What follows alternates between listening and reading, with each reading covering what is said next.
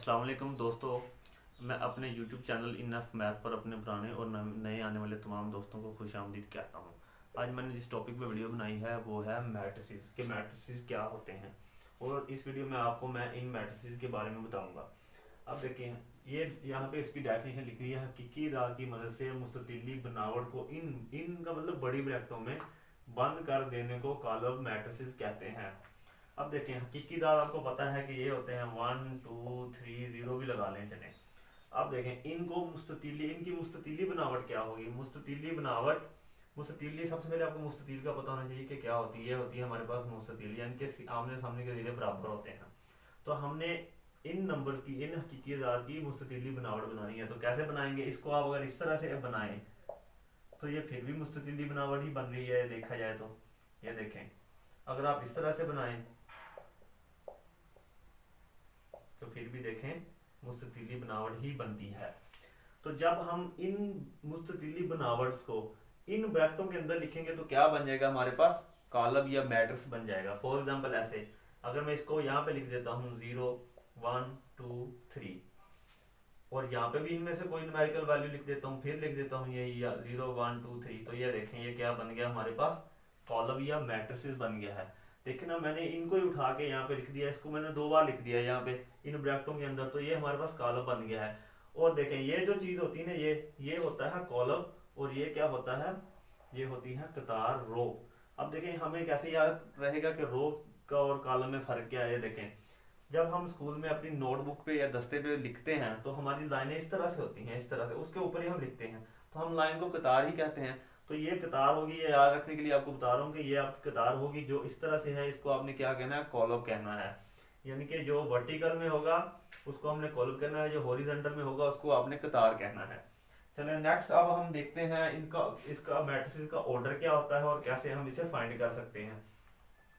अब देखें, ऑर्डर हमने चेक करना है। सबसे पहले एक बार रोज याद रखें कि जो भी कॉलम होता है हम उसको कॉलम को इस ए से मैट्रिक्स को बड़े अल्फाबेट से ही शो करते हैं। यहाँ पे ए बी सी हमेशा आएगा, बड़ा आएगा, यानी कि ऐसे छोटा ए यहाँ पे नहीं आ सकता, छोटा बी सी नहीं आ सकता, ये इसके एलिमेंट्स में आ सकता है। अब देखें, ये एक मैट्रिक्स लिखा है मैंने 2 3 4 और 5। अब देखें, ये जो इसके अंदर ये 2 3 4 5 लिखा हुआ है, ये इसके अरकान भी कहलाते हैं, एलिमेंट्स भी कहलाते हैं, रुकन भी होते हैं इसके। आप कुछ भी जैसे भी आपको अच्छा लगे आप याद कर सकते हो। अब देखिए, मैंने इसका ऑर्डर चेक करना है। ऑर्डर में ये बात रखें, सबसे पहले क्या आता है? रो। सबसे पहले आएगी रो, फिर क्या आएगा? कॉलम। बस ये आप याद रखें कि सबसे पहले रो की तादाद आएगी, फिर कॉलम्स की तादाद आएगी। अब देखिए इसमें रोज कितनी है? 1 2, तो यहाँ पे आएगा 2 बाय। अब देखिए कॉलम कितने हैं? 1 2, तो यहाँ पे भी क्या आएगा? 2। तो ये क्या होता है? इसका ऑर्डर। एक और एग्जांपल ले लेते हैं। फॉर एग्जांपल ये बी है एक मैट्रिक्स 2 3 5 6 7 और 8। अब मैंने इसका ऑर्डर चेक करना है। देखें, यहाँ पे सबसे पहले क्या नहीं है? रो। तो देखें, 1 रो 2 रो, यहाँ पे 2 आएगा बाय। अब इसकी मैंने चेक करनी है कॉलम्स। 1 2 3, कॉलम कितने आ गए? 3। तो इसका ऑर्डर क्या हो गया? 2/3 होगा। अब देखें नेक्स्ट अगला क्या है? इक्वल मैट्रिसेस क्या होता है? इक्वल मैट्रिक्स होने की निशानी क्या? हमें कैसे पता चलेगा कि दो मैट्रिक्स इक्वल कब होते हैं? अब मैंने 2 मैट्रिक्स ले लिए हैं, 1 2 3 और 5, और एक बी मैट्रिक्स ले लिया है जिसके अंदर सेम एलिमेंट हैं 1 2 3 5। इक्वल मैट्रिक्स होने के लिए दो चीजें हैं। नंबर 1, इसके और इसका ऑर्डर क्या होना चाहिए? Order of A equal to order of B होना चाहिए, यानी कि इन दोनों का ऑर्डर क्या होना चाहिए? बराबर होना चाहिए, सेम होना चाहिए। दूसरी बात इसमें यह है कि इनके जो एलिमेंट्स हैं, इसके एलिमेंट ऑफ ए बराबर होने चाहिए एलिमेंट ऑफ बी के, यानी कि ये जो एलिमेंट हैं ये आपस में सेम होने चाहिए। मुतनाजरा एलिमेंट्स, यहाँ पे 1 है तो यहाँ पे भी 1 होना चाहिए। ये नहीं कि यहाँ पे 2 और यहाँ पे 1 हो, आप कहेंगे इसके अंदर 1 2 है तो ये बराबर है। नहीं, यहाँ पे 1 है तो यहीं पे 1 हो, यहाँ पे 2 है तो यहाँ पे 2 होना चाहिए, यहाँ पे 3 है तो यहाँ पे 3, यहाँ पे 5 है तो यहाँ पे 5, फिर ये क्या होंगे? दोनों आपस में बराबर होंगे। अब देखें, इन दोनों को हम चेक कर लेते हैं कि ये बराबर है या नहीं। अब देखें, सबसे पहले इसमें रो कितनी है? 2, तो यहाँ पे 2 आएगा बाय। अब कॉलम कितने हैं? 2, तो यहाँ पे भी 2 आएगा। अब इसको भी इसी तरह से इसमें देखें, 2 रोज हैं बाय 2 कॉलम्स हैं। देखें, इनका ऑर्डर भी सेम है, एलिमेंट भी सेम है, तो ये क्या हो गया? इक्वल मैट्रिसेस हो गए। अब देखें नेक्स्ट में हमारे पास है रो मैट्रिक्स और कॉलम मैट्रिक्स क्या होता है।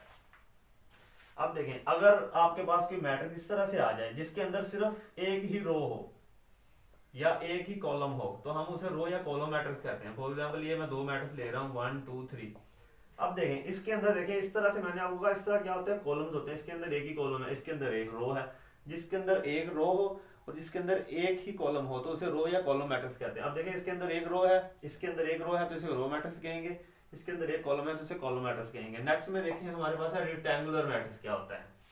मैंने पहले भी आपको समझाया रेक्टेंगुलर शेप क्या होती है, मुस्ततीली शेप, ये वाली, ये थोड़ी सी गलत बन गई है, देखें इस तरह से होती है, यानी कि ये दोनों जिले और ये दोनों जिले आपस में बराबर होते हैं।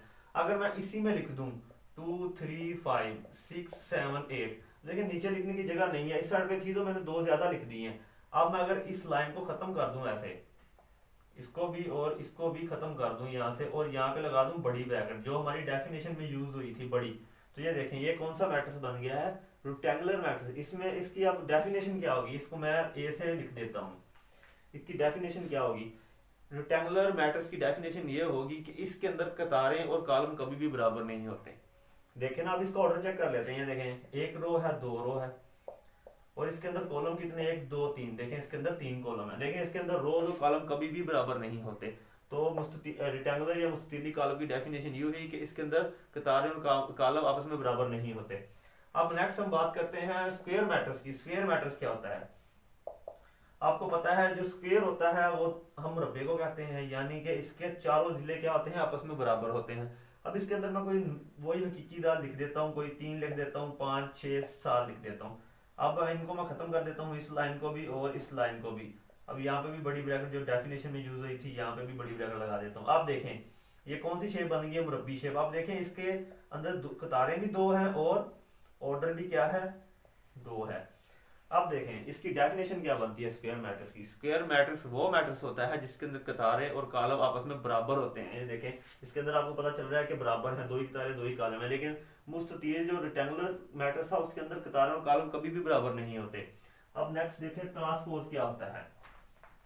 ट्रांसपोज भी बहुत ही ईजी है, आपको आसानी से समझ आ जाएगा। देखें ट्रांसपोज क्या होता है। मैंने एक मैट्रिक्स लिया है ये वाला, इसके अंदर 1 2 3 4 5 6 मैंने लिख दिया, ये मैंने हकीकी दाद लिख दिया ब्रैकेटों के अंदर, तो ये काला बन गया।